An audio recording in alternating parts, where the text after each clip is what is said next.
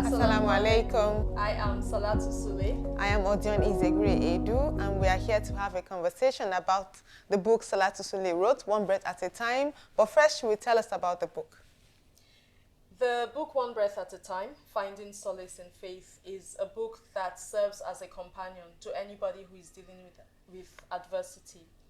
In life, we face different things. Some are big, some are small. And all of these things tend to test us and they make us ask a lot of questions about life.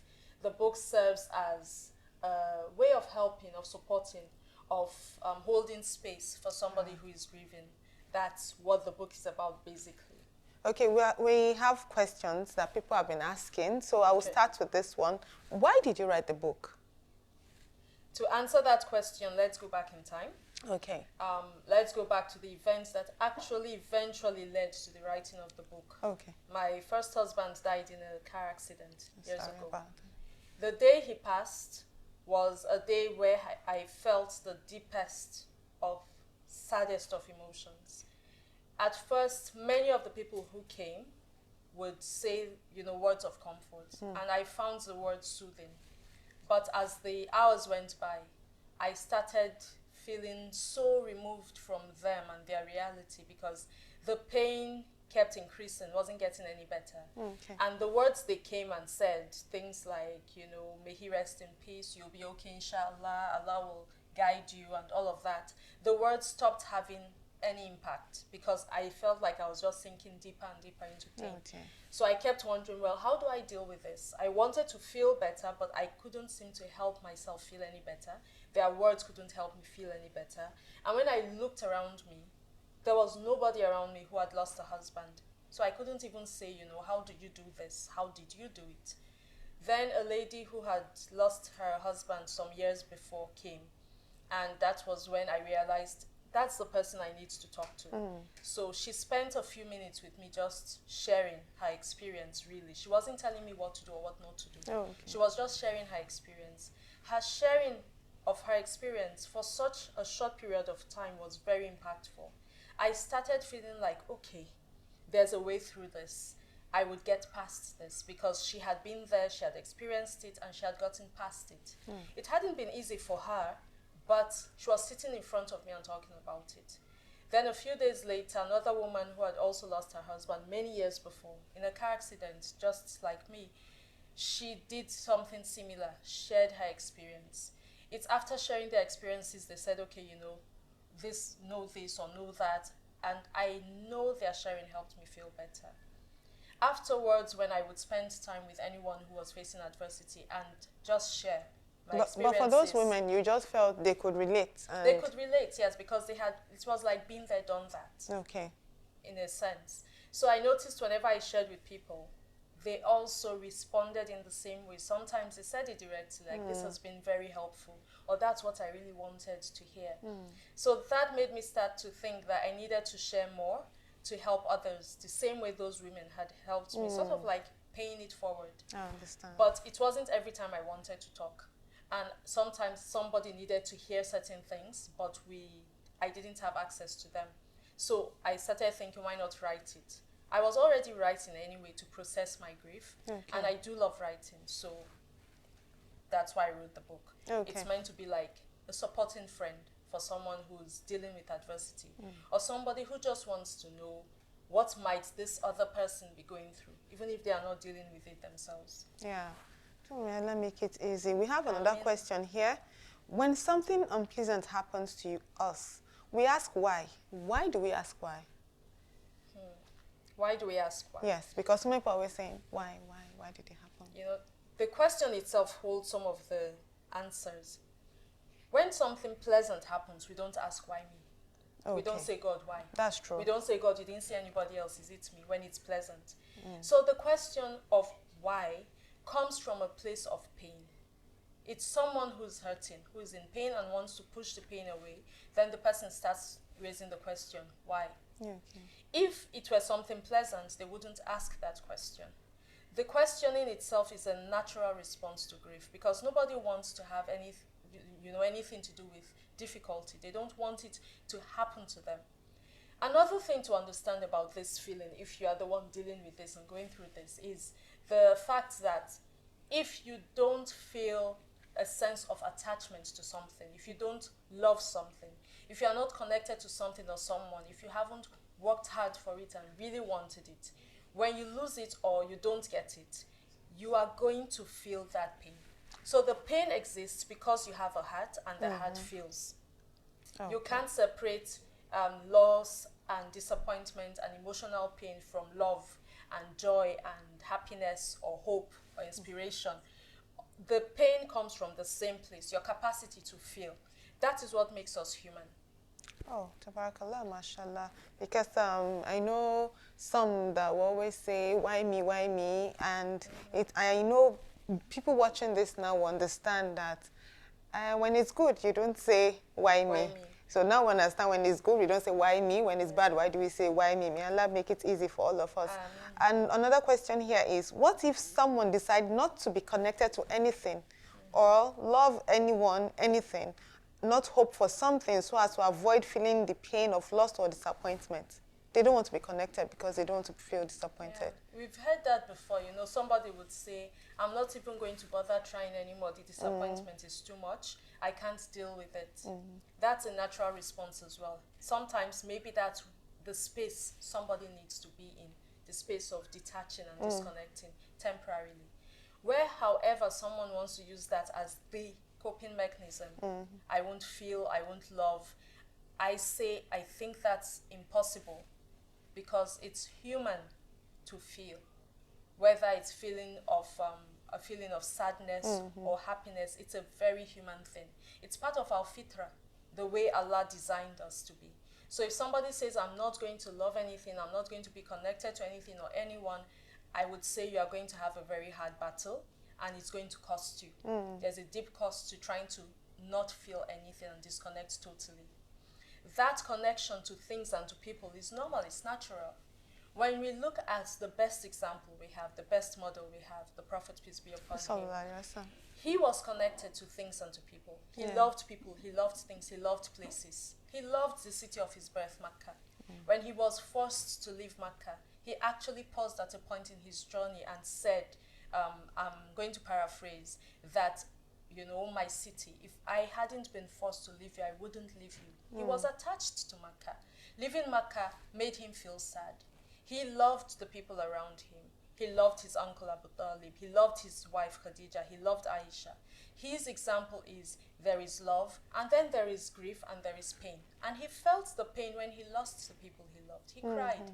When one of his sons passed away, he was crying. The companions were surprised. And they made a comment as in, even you, Rasulullah, You because cried? they saw tears running down his face. And he said, yes. And he said, the tears, these are from, you know, the heart. But he said the tongue would only say what pleases Allah. In another hadith, he was reported to have said to the son who had passed that we miss you, we grieve because we miss you. Okay, so you don't say things like... Yeah, but you say what pleases Allah. So he was showing us how to feel pain. How to respond. Acknowledge it, yes. Okay. So it's the process, it's feel it, acknowledge it. I'm hurting, I'm in pain, this thing has disappointed me, or this person dying, I miss the person. Express it, then accept it and embrace it. That is part of the entire human journey. So it's not about detaching, it's about figuring out what to do with that pain, how to respond to it. After feeling it, You feel it, you express it, then what do you do now? how do you respond? Yes. Wow. How can adversity or challenges help you grow as a person? Okay. That ties in with the question we just answered. Okay. This whole question of should you detach? And I was saying, no, you shouldn't. You have to figure out what to do with that pain. Because there's this thing where people go through a traumatic experience. Yeah. And the stress of the experience then makes them actually, would say, mentally ill, or they start showing certain symptoms. So PTSD, Yes. post-traumatic stress disorder. The stress is the feeling of being overwhelmed by the trauma or the pain, and you can't deal with it, and certain things break down within the person's psyche. Then there's a concept called post-traumatic growth, where you go through trauma, you feel the weight of it, but you grow as a result. Now, how will this work? How is this going to happen? When you are in pain, What is the pain telling you? Pain speaks. Okay, I didn't know that. That's the way I would express it. That Okay. Your pain is telling you something. Okay. So let's use the example of somebody who wants to get physically fit. Okay. You go to the gym. Have you ever tried exercising before? Just skipping. Skipping. Okay. Maybe using the skipping rope. Skipping rope. Did you try to push yourself beyond the normal limit ever? I know I started with 10, then I graduated to 20, then 50, then Was I there think ever I got any to time you 100. felt physical pain from skipping? Sometimes my legs. Okay. My legs might hurt. After maybe the time I think 100. I went Yeah. up to 100 and then my legs were hurting. But I felt good. You felt good, but your legs were hurting. So let's Yes. talk about the pain of the legs. Okay. Now, when you are trying exercise like that and you push yourself beyond your normal range, the pain you feel, the physical pain in your muscles, from what I've read and I understand, is it's muscles tearing a little bit and breaking Oh. up. Yes. But that pain is speaking to you, is telling you something. So it could be telling you that you overdid it. You need Okay. to slow down. So you would even see in exercise, maybe magazines or articles, they would tell you if the pain is intense, you need to stop and check. Maybe you are overdoing it or your form is wrong. So the pain could be telling you are doing it too much, it's excessive, or your form is wrong. The way you positioned your hands or your legs, it's not okay. Okay. Or the pain could be telling you you're on track. Something is changing, something is shifting, something is working. So the muscles tearing a little bit is a good thing. They rebuild, they reform, but they become tougher. Oh. So it's that toughness that's part of the growth. Also, when it's the muscles are telling you, or the pain is telling you that your form is wrong, then you go back and you say, okay, I should position my hands this Better. way. I should actually stand like that. This should be my posture when I'm doing the exercise. So you are learning what to change, what to do better, how to do it better. If you are being excessive, then you learn not maybe 20 reps, not suddenly switch from 10 to 20 or shoot all the way to 100. Tone it down a little bit. So let's bring this back to emotional pain. The emotional pain is also speaking to you. It's telling you something. Maybe it's trying to say, think again. How Okay. you went about that. Think about that. How are you feeling about this right now? What does that mean? What does that tell you? So you are asking yourself things, and it's from there you know what to change, what to do better, what to do differently. And that's where the growth happens or occurs. Okay. Yeah. For instance, if you feel this total, or let me use myself as an example. When my husband died and I kept wanting to call him and What do you tell mean call him? that something terrible happened, and then I would remember that Is that that's more? the terrible thing, he died, so you can't call him. Oh. And a few minutes later I'll be like, let me call him and tell him. When I was reflecting on it later, it was saying my automatic response when something happens is run to him. It was after I thought about that a few times, I was like, so who do I tell? Who do Where I do I report go? this matter to? And I think at some point was now the thought I should just go do nafila. So it was, I don't think God said, take the husband so she'll remember me. I don't think so. But for me, the pain of not being able to reach him became the trigger for saying, who do you reach that's higher than that when you're in that much pain? Sometimes the pain we feel from not getting something tells us how much of ourselves we've invested in that thing. Okay. And how much of ourselves we may need to reclaim. Wow. It's not that you plan to lose that thing, but it has happened. It has happened. So what do you do with the pain? That's what I'm talking about now. Wow. I don't even know why. I'm just thinking about so many things as you're speaking. Yeah. Like the many things, like So what? many Tell us things. one. Oh God, no, maybe not now, maybe later. You know, when talking about how you run to him when you have issues, and then I remember, okay, it's not him, it's not even there, and it's more about him, and it's relating to other areas in our lives where, like even our children, they run to us. Let's say you travel, they run to us. Let me go and tell mommy somebody gave me sweet, or somebody took my sweet. And then mommy is not there, mommy has traveled. Okay, I wait for her to come. Is there someone else? Then I remember, oh, there's this auntie, or there's this big sister, let me go. So who do you go to? Who else? Some will say, okay, let me go to daddy, let me go and meet that person. So it's like there are so many things. Allah has given us so many things, placed so many people there that we should just reach out to. But alhamdulillah, let me not go too far. What do you do when you feel like everything is wrong? Like there is no joy, no hope? Yeah. What do you do? Okay. I'll go back to my own case because for the first few I think weeks after he passed. Okay. I started trying to return to my usual routines. I went back to work not long after, and I was trying to be okay. Okay. I think I was doing fairly well, but at a point, I just lost the energy. So it happens. You get to the point where even if you are trying to be strong and you are doing your very best to be strong, at a point you just run out of steam, emotional steam to keep going. And the energy. And the energy is not there. What you need to do is find a space to be. How? Where? How?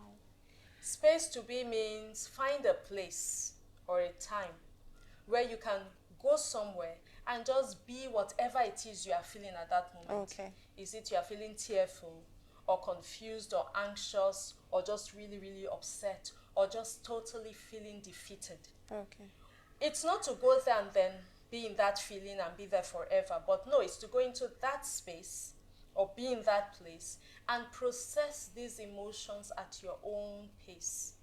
Find your own center again, but not with pressure on you. Okay. So it's a place where nobody is going to put pressure on you. There may be people there, but they probably get why you need to just be allowed to be. I went to my parents' home Okay. about maybe a month or so after my husband passed away. That was my space to be. Then my brother's house also was a space to be, where nobody was expecting me to be anything. They weren't even expecting me to be strong. Like be you. Yes, like just be you. I would just go and lie down and sleep and then wake up whenever, and they would wake me up maybe to eat lunch. I'd wake up to pray. Okay. But nobody was saying, okay, you need to be strong, you need to look alive. Oh, come out, join everybody, socialize. Don't just be in the room. You've been in there. They were giving you time. They were just giving me time and space. It was such an excellent thing. And I know some people who do the same thing.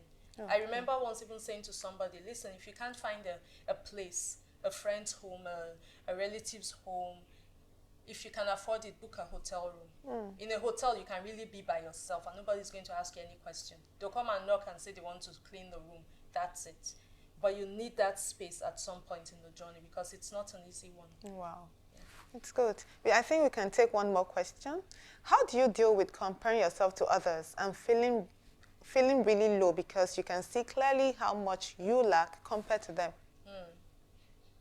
Yeah. Again, let me narrate something that happened the day after my late husband passed away. In the morning, we were going to the morgue where his body was kept. I remember sitting in the back of the car, looking outside. It was a Saturday morning, and people were going about their normal Saturday morning business. And you could They were not. busy. No, they were living a regular life. And I was looking out and thinking, these people's lives are normal right now. And mine just turned upside down yesterday. Sometimes that comparison is going to actually drag you down lower.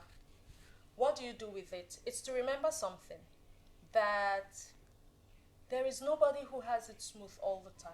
Okay. You may be having it rough right now, but can you remember a time when it was not this rough? When maybe it was the opposite of rough, it was smooth, it was pleasant. Very smooth. Yeah. At that time when it was smooth and pleasant for you, was there someone you know who at that time you knew the person was having a rough time? I don't think so. If you think hard, you'll find. I know I can find.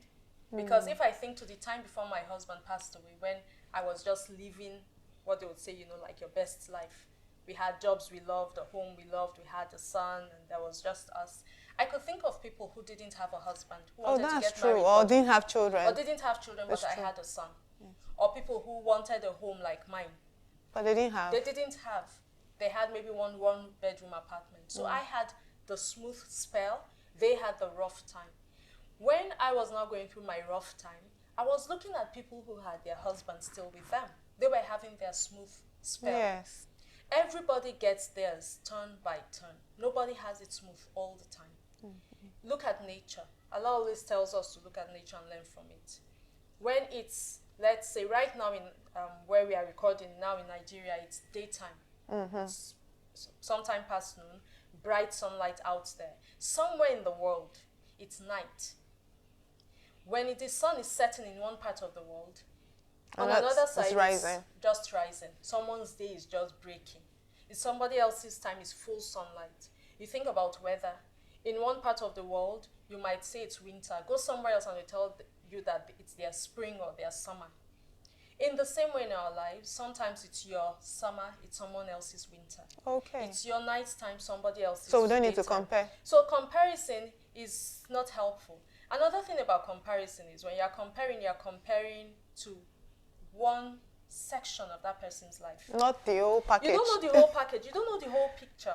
Okay. Maybe that person has suffered difficulty like you, but it's in the past. Or it's coming, it's in the future. Or it's right there. For instance, we might both be friends or sisters, and I look at you and think your life is great. But I don't know that beneath this life is okay, life is smooth, life is You great, don't know that I'm going there's through. trouble. You don't know my battles. I don't know the battle. What I mean is the battle you're fighting right now. You might be fighting one right now, and I have no idea. And I might look at you and think, God, I wish my life were like hers. And I'll tell you, take my battle. Take my battle. I'll tell you. No, if I don't know what the battle is, I'll be like, no, thanks. I'll keep my own. I'll keep my trouble. You keep yours. So when we compare with half the picture. We forget that it's all turn by turn. Allah tells us this in the Quran very clearly, that He gives us these things by turn in Surah Ali Imran. Okay. Verse 140, I think it is. He says He gives people turn by turn. So we just need to remember it's turn by turn. So your own, just hold it all. Hold it. Enjoy the moment. Yeah, the sun is coming. Sunrise is Inshallah. coming. Inshallah. In summary, Salatu Sule will be telling us about definite actions that we can take based on all the questions that we have asked today. One definite action is find a quiet place. Okay. Sit down and ask yourself the question, this difficulty I'm facing, what can I learn from it? Okay. So that's one question. What can I learn from it? Or what have I learned from it? It requires reflection. That's why I said you need a quiet space to do this. Then write down what you've learned. The writing is because you need a permanent record. Some days are going to be so rough, you wouldn't even have the mental mind frame to do this kind of exercise. So you do it when you can, you write it down. And then the day when it's too rough for you to do it on your own, you just go back and review what you've written so far. So the question is, what can I learn, or what have I learned? Second thing to do, again, a reflection piece, is to reflect on how have I grown based on this. Sometimes we've grown and we don't realize that. It's only when we start thinking about it or something prompts us that we'll know that. Like, I know I grew from my experience. Prior to suffering that adversity, I never knew how to comfort someone who was grieving. I would actually be paralyzed. Like, what on earth do I say? What do I say? What do I say? But going through that helped me grow in knowing how to help with that. So look for your point of growth. Look for your point of learning. Okay. Those are two actionable things I would love to share. Thank you so much. So join us for the next episode. Assalamu alaikum. Assalamu alaikum.